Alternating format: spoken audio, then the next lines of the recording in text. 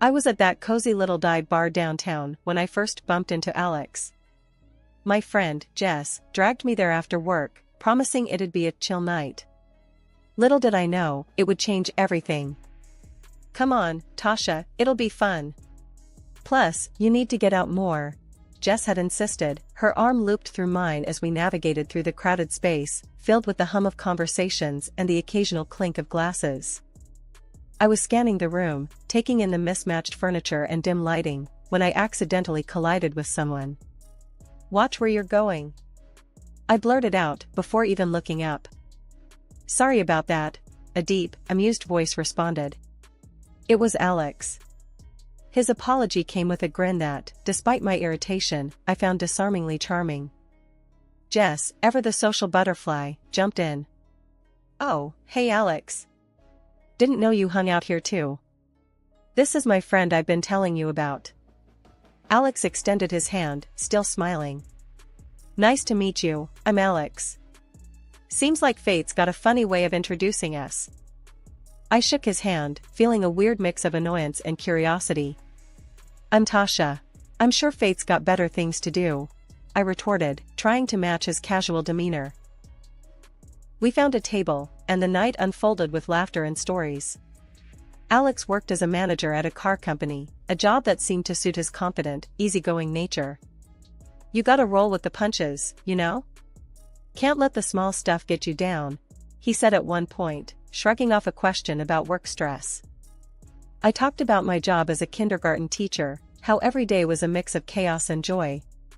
Kids are brutally honest, no filters whatsoever. "But it's refreshing, keeps you grounded," I explained. As the night wore on, I found myself drawn to Alex's straightforwardness and sense of humor. He didn't mince words, and neither did I. It was comfortable talking to him. "You two seem to hit it off," Jess teased, nudging me as Alex went to grab us another round of drinks. "I guess he's not too bad," I conceded, watching him navigate through the crowd with an ease that seemed to come naturally to him. When Alex returned, he handed me a beer, our fingers brushing slightly. "Thought you might like this one. It's my favorite." "Thanks," I said, taking a sip. It was good, actually. "So, what's a car company manager doing in a dive bar like this? Shouldn't you be at some fancy cocktail place?" Alex laughed, a genuine, hearty sound. "Nah, this is more my speed. Real people, real conversations. None of that pretentious crap." The night ended with promises to meet up again, no specifics, just a mutual understanding that we'd both like that. As Jess and I walked back to her car, she nudged me. "See? I told you it'd be fun."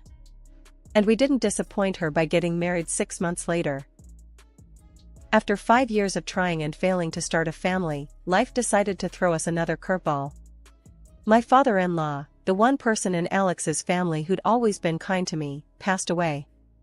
That left Eleanor, my mother-in-law, all alone in that big, creaky mansion of hers. Alex thought it'd be a good idea to move in with her. "It's the right thing to do," he'd said one night, trying to sound convincing. "She's all alone now, and we can save some money on rent." I wasn't buying it. "Live with Eleanor? Are you out of your mind? She's made it pretty clear she can't stand me," I shot back, frustration boiling over. Our apartment might have been cramped, but it was our space, free from judgmental glares and snide remarks about my inability to conceive. Alex sighed, running his hands through his hair. "I know it's not ideal, but she's my mom and she needs us. Plus, we're barely scraping by as it is." I knew he was right about the money, but the thought of facing Eleanor's cold shoulder every day was like agreeing to live in a lion's den. "Fine," I finally agreed, but the minute she starts in on me about not having kids, I'm not holding back. The day we moved in, Eleanor greeted us with a forced smile that didn't reach her eyes. "Welcome," she said, her voice as chilly as the drafty halls of the mansion. "I suppose we'll have to make do with each other." "Thanks, Mom. We really appreciate it," Alex replied, ever the diplomat. I just nodded, not trusting myself to speak. The first few weeks were tough. Eleanor made no secret of her displeasure at having me around. "You're doing it all wrong," she'd snipe as I tried to navigate my way around the kitchen or tidy up the living room. Her words were like barbs, each one a reminder that I was an outsider in her world. One evening, as I was attempting to make dinner, Eleanor came in, watching me like a hawk. "You're cutting the vegetables too big," she commented, her voice dripping with disdain. I clenched the knife a little tighter, my patience wearing thin. "Well, Eleanor, why don't you show me how it's done, then? Since you're the expert," I shot back, the words bitter on my tongue. She huffed, crossing her arms over her chest. "I shouldn't have to. A proper wife would know how to do these things." That was the last straw. "Look, I'm here because your son asked me to be, not because I enjoy your company. So, how about you back off and let me cook?" Eleanor looked taken aback, her mouth opening and closing like a fish out of water. For a moment, I thought she might actually apologize, but then she turned on her heel and left the kitchen, muttering something about ungrateful children. A few months into our living arrangement with Eleanor, Alex hit me with a bombshell over breakfast. "I've been thinking, maybe you should quit your job and stay home," he said, not meeting my eye. I almost choked on my coffee. "Quit my job? Why on earth would I do that?" He shuffled his feet, looking uncomfortable. "Well, with Mom's health and all, we need someone to take care of her. And the house. It's a lot, and hiring a nurse plus a housekeeper? That's gonna drain us dry." I was floored. "So, you want me to become what? A full-time maid and nurse?"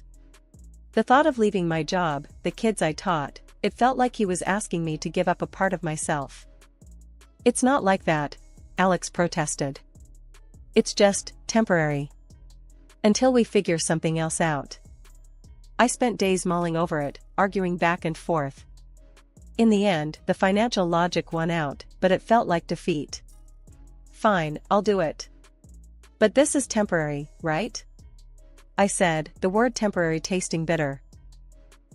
Transitioning from a kindergarten teacher to a full-time housewife was rough. I missed the chaos of the classroom, the joy of seeing a child's eyes light up when they learned something new.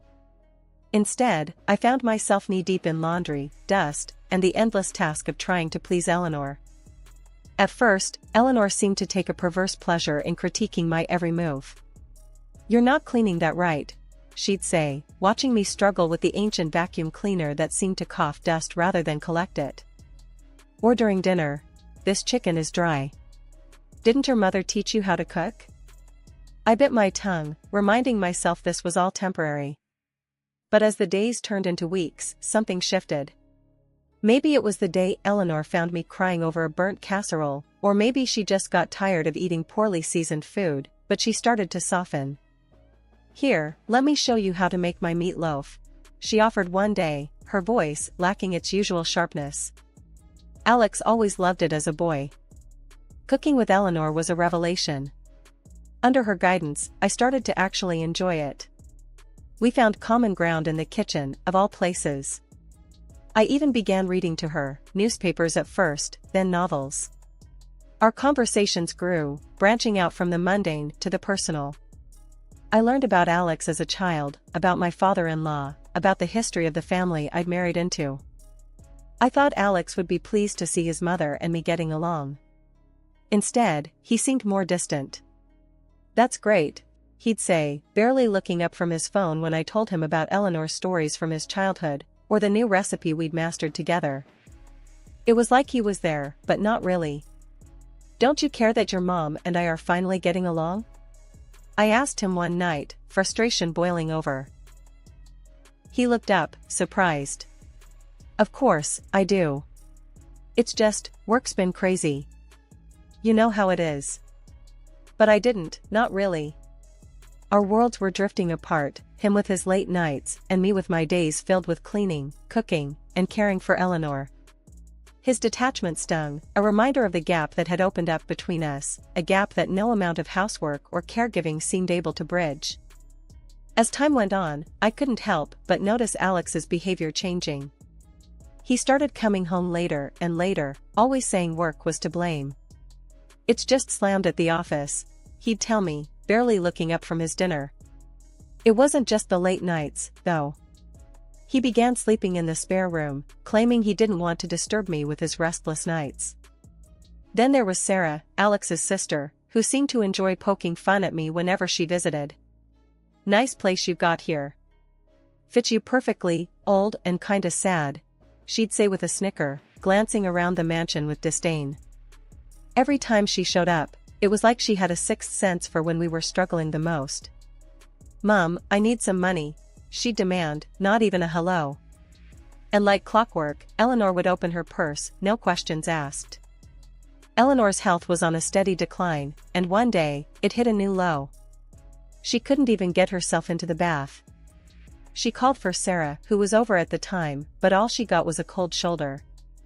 "I'm not here to bathe you, Mother."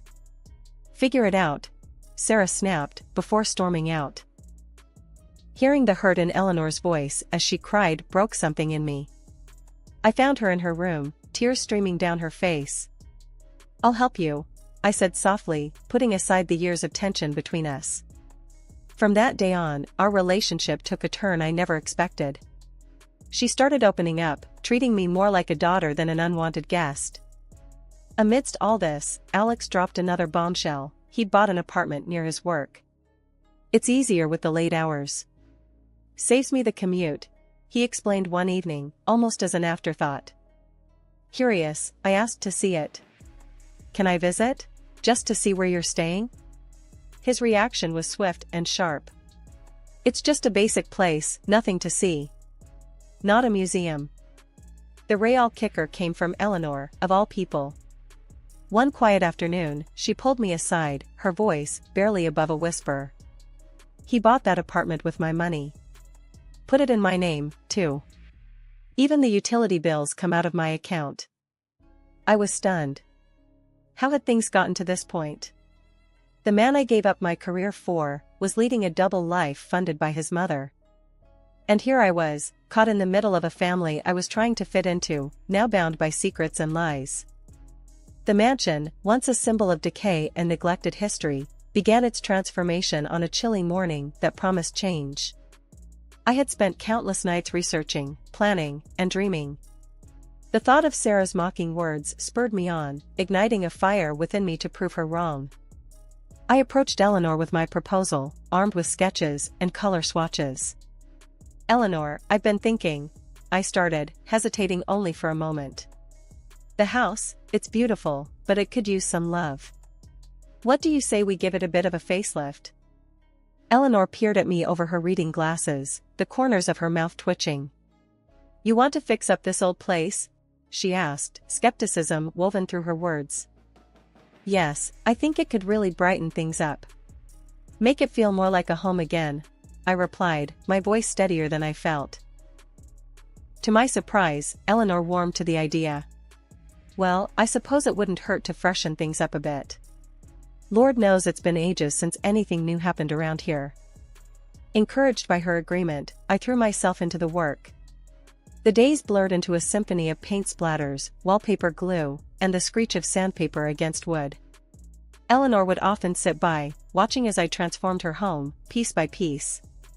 Sometimes, she'd even offer a tip or two, her tone softer, almost nostalgic. Back in my day, we would have chosen a more subdued color.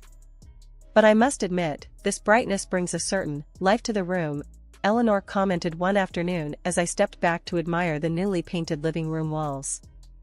Eleanor couldn't hide her delight. She started inviting her old friends over, showing off the renovations with a pride I hadn't seen in her before. "Look what my daughter has done," she'd boast, her arm around me. It was the first time she'd ever referred to me that way in public, and it warmed my heart. Alex, however, was less than pleased. On one of his rare visits from his apartment, he walked around the house with a frown, inspecting my handiwork like a disapproving inspector. "What have you done to my house?" he finally exploded, anger in his voice. "You think you can just take over?" Before I could respond, Eleanor intervened. "This is still my house, and I say it's never looked better. She's done what none of us bothered to do for years," she declared, her voice sharp, leaving no room for argument. Alex's anger faltered under his mother's gaze, and without another word, he turned and left, the echo of his departure hanging heavy in the air. In the silence that followed, Eleanor turned to me, her expression softening. "Don't mind him. He doesn't understand. But I do. Thank you." The mansion's transformation was more than just a change of scenery, it was a rebirth, for the house and for us. In repairing its walls, I had somehow begun to mend the fabric of our family, weaving Eleanor and me closer together. The day Eleanor fell ill, everything changed. The doctors said it was a stroke, and suddenly, the mansion felt more like a tomb than a home.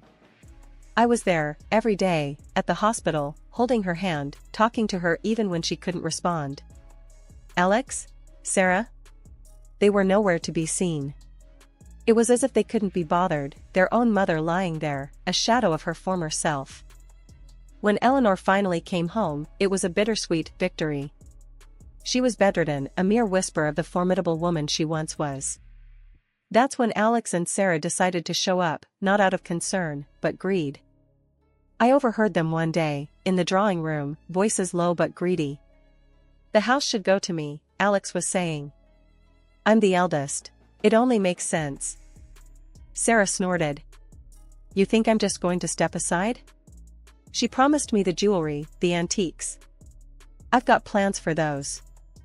Their mother, their own flesh and blood, was lying helpless, not 10 feet away, and here they were, divvying up her possessions like vultures circling a carcass.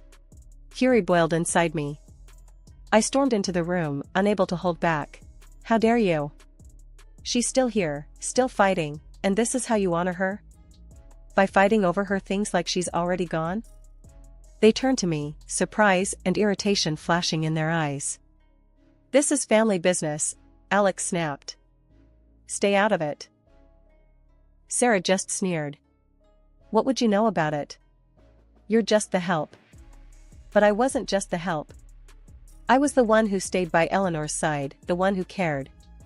So, I did what they couldn't. I took care of her, day and night. I learned how to do the exercises the physiotherapist recommended, gently coaxing her limbs to move. I massaged her stiff muscles, encouraging circulation, whispering encouragement as if my words could heal. And slowly, miraculously, Eleanor began to improve. First, it was a flicker of movement, then a mumbled word. Days turned into weeks, and she started eating on her own, taking shaky steps around her room. Alex and Sarah couldn't hide their disappointment, their greedy plans crumbling as Eleanor regained her strength. "I don't understand," Alex muttered one day, watching his mother navigate the hallway with her walker. "I thought the doctor said."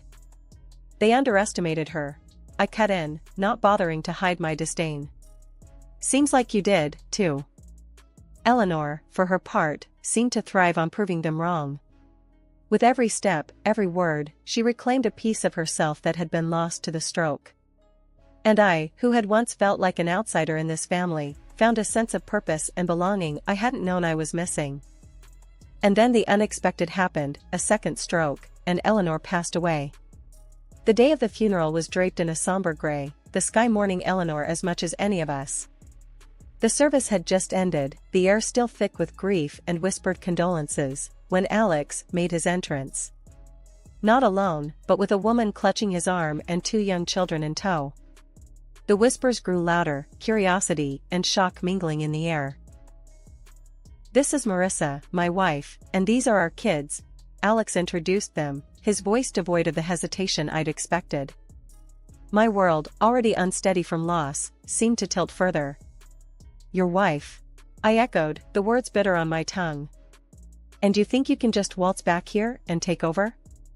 Alex's gaze was defiant. "This is my family's home. We belong here." Sarah's laughter cut through the tension. "Looks like you're out, dear. Mum's money, the house, it's all going to be properly managed now." Their audacity left me reeling, but I was spared from responding by the arrival of the notary, a briefcase in hand. "If I may, it's time to read Eleanor's will." We gathered in the living room, the very heart of the mansion Eleanor had loved so dearly. The air was thick with anticipation and, on my part, a sliver of hope. Alex and Sarah were smirking, confident in their victory, until the notary's words shattered their expectations.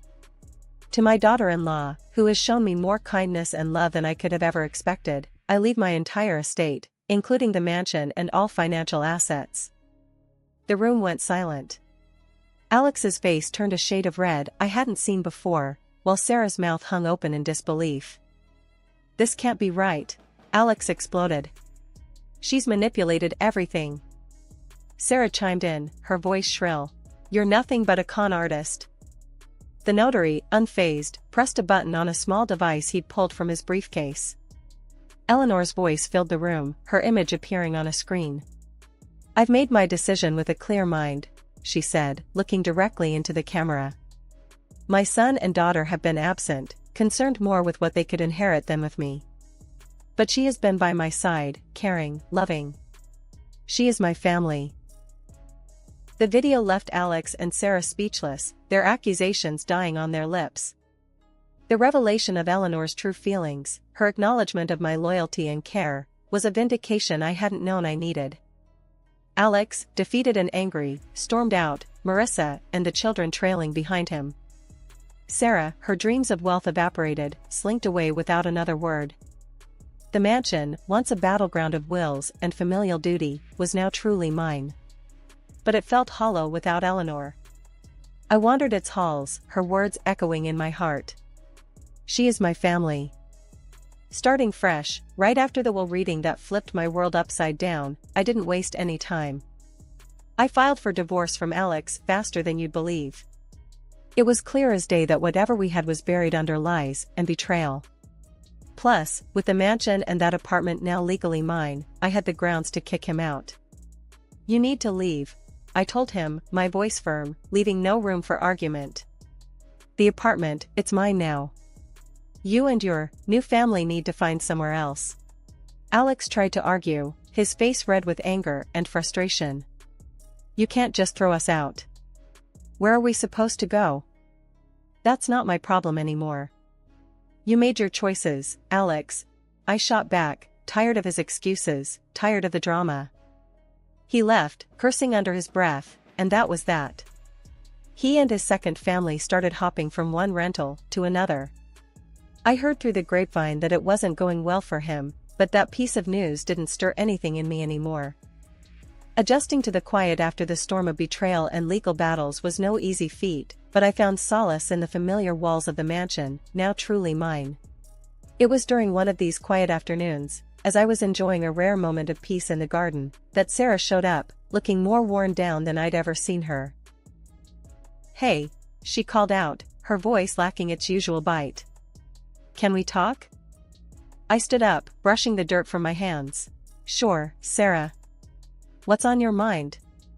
She shuffled her feet, looking anywhere but at me. "I'm in a bit of a bind. The debts, they're piling up, and She choked on her words, the bravado that had defined her now gone. I crossed my arms, the weight of her past actions hanging between us. "You're asking me for money." "It's not just for me. I've got nowhere else to turn," she admitted, finally meeting my gaze. The part of me that had endured her laughter, her scorn, wanted to turn her away. But standing there, I realized that holding on to anger would only weigh me down. "Sarah, I can't help you. Not after everything." Her face fell, the last shred of hope vanishing. I get it. I was horrible to you and Mom. I just thought, maybe it's time you faced the consequences of your actions." "Like I had to," I said, not unkindly. "You need to figure this out on your own." She nodded, a resigned acceptance in her posture. "Yeah, I guess I do." Without another word, she turned and walked away, leaving me alone with my thoughts. In the weeks that followed, I threw myself into my work, reconnecting with friends, and slowly rebuilding the life that had been upended. The mansion, once a battleground of familial strife, began to feel like a home again.